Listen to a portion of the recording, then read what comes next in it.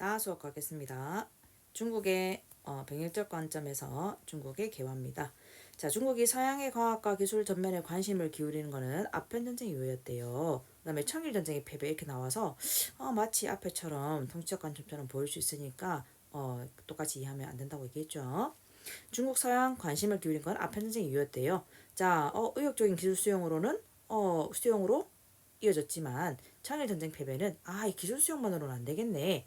그래서 과학 정신을 사회 전체에 아예 이식하려는 시도로 구체화됐대요. 거기에 대해서 옌푸는 그 다음 보니까 천주슈를 오케이 그 다음 넘어가 보니까 살짝 보고 가자.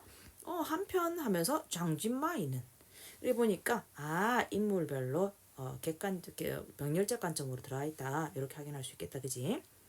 자, 옌프는 이렇게 해서 정신적 자질이 뒷받침된다. 오케이, 아예 같이 갔죠, 그지? 과학적 사회 능력, 과학적으로 생각하는 능력이 가장 중요하다고 파악했고요. 과학 정신이 전제되지 않은 정치적 변혁은 뿌리낼 수가 없는 것이다. 요건 넌 조심해야 했지, 그지? 인과 가지고 시험 문제 나오겠지, 그지? 나에서 아까 얘기했지.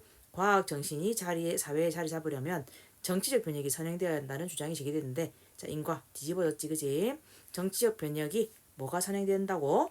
과학 정신이 전제되지 않으면 정치적 변혁은 아예 생길 수도 없다. 이렇게 얘기하고 있습니다. 자, 인과 실증의 방법에 근거한 근대 학문 전체를 과학이라고 파악하고 전통 학문의 폐단에서 벗어나야 한다고 얘기했습니다. 자, 이런 옌프의 관점은 원다 천두슈에게 이어졌다. 천두슈를 비롯한 신문화운동의 지식인들은 과학의 근거 위에서만 더 빡세게 갔네요. 민주정치의 실현이 가능하다고 봤고 전통문화 전반에 대해서 아예 철저한 부정과 비판을 시도했습니다. 심지어 상상이나 철학이 과학의 방법을 이용하지 않으면 공상의 직분이라 하면서 아예 천두슈는 사회와 인간의 삶에 대한 연구까지도 과학 연구 방법을 이용해야 된다고까지 갑니다. 그래서 1차 세계대전의 비극은 과학을 이용해 저지른 죄악의 결과일 뿐 과학 자체의 죄악은 아니다. 이렇게도 얘기했대요. 자, 여기서 부정적인 관점 잠깐 얘기하긴 했죠. 그치? 자, 자신의 생각을 지속하고 있었대요. 한편 1차 세계대전 이후 유럽을 시찰했던 장준마이는 과학이 물론 역작용을 목도한 다음에 과학이 어떻게 발달하든 그것이 인생관의 문제까지는 해결할 수는 없다. 여기하고 이제 좀 반대되는 관점 같죠, 그지? 그까지는 가지 마라. 서양 근대 문명을 비판했습니다. 자, 사상적 위기가 주체의 책임 부재에서 비롯된 것이라는 주장에 동의했던 그는 과학적 방법을 부정하지는 않았지만 여기 조심해야 되겠다, 그지? 과학적 방법 자체를 부정하지는 않았습니다. 인생관의 문제까지는 좀 심한 거 아니가? 그까지는 생각해볼 수는 과학적 방법을 적용할 수는 없지 않나? 그래서 인생관을 과학과는 별개로 파악하고 과학 만능주의에 기초한 이런 거에 대해서 자, 중국 전통 가치를 수호하고자 내세웠대요. 이런 내용입니다. 그지? 자, 그래서 천듀슈하고 장진마이가 모두 동의할 수 있는 거는 어쨌든 과학 과정 자체를 부정하지는 않았다고 얘기했잖아. 그지? 어쨌든 문제가 발생하더라도 과학적 방법 자체를 부정할 수는 없지 않겠니? 이렇게 얘기했습니다. 그지?